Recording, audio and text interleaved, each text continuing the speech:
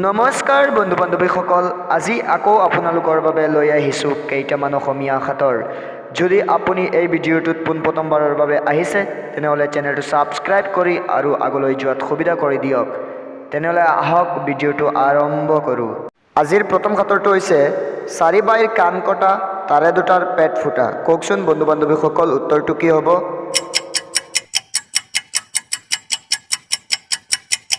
এই সাঁথৰটোৰ সঠিক উত্তৰটো হৈছে তাঁতশালৰ খুঁটা চাৰিটা।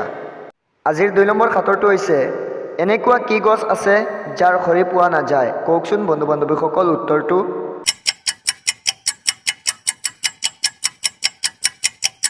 উত্তৰটো হৈছে কলগছ। ৩ নম্বৰ সাঁথৰটো হৈছে চিধাই লিখিলে যি হয়, ওলোটাই লিখিলে সি হয়। কওকচোন বন্ধু বান্ধৱীসকল, উত্তৰটো কি হ'ব বাৰু?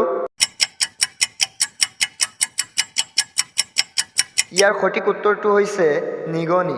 ৪ নম্বৰ সাঁথৰটো হৈছে এটা ছাগলীৰ ৩টা মাতা, সি খায় লতা পাতা। কওকচোন বন্ধু বান্ধৱীসকল, উত্তৰটো কি হ'ব বাৰু?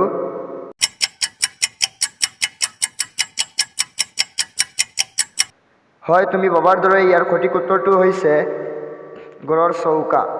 ৫ নম্বৰ সাঁথৰটো হৈছে চুইচা চুইচা চুই দিলেই পইচা। অলপ ভাবি কওকচোন বন্ধু বান্ধৱীসকল, উত্তৰটো কি হ'ব বাৰু?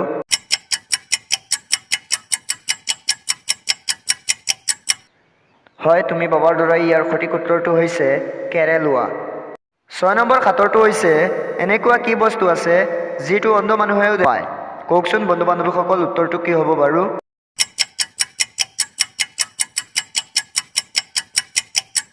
হয়, তুমি ভবাৰ দৰে সঠিক উত্তৰটো হৈছে অন্ধকাৰ।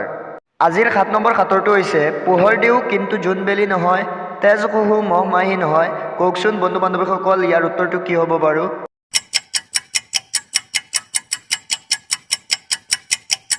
হয়, তুমি ভবাৰ দৰে ইয়াৰ সঠিক উত্তৰটো হৈছে চাকি। ৮ নম্বৰ সাঁথৰটো হৈছে ক'লা বনত থাকে ক'লা ৰঙৰ প্ৰাণী, তেওঁ কেৱল পান কৰে ৰঙা ৰঙৰ পানী। কওকচোন বন্ধু বান্ধৱীসকল, উত্তৰটো কি হ'ব বাৰু?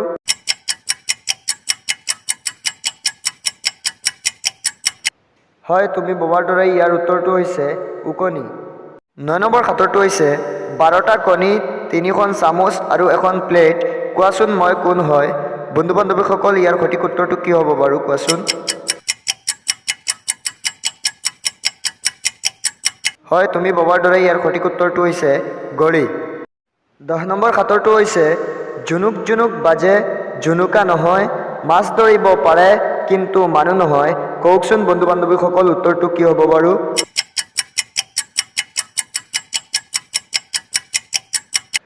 ইয়াৰ সঠিক উত্তৰটো হৈছে জাল।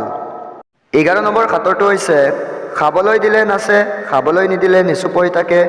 বন্ধু বান্ধৱীসকল, এই সাঁথৰটোৰ উত্তৰ আপোনালোকে কমেণ্ট বক্সত জনাবলৈ নাপাহৰিব। আৰু যদি এতিয়াও চেনেলটো ছাবস্ক্ৰাইব কৰা নাই, এনেকুৱা ভিডিঅ'বিলাক পোৱাৰ বাবে চেনেলটো ছাবস্ক্ৰাইব কৰি ৰাখিব। ধন্যবাদ।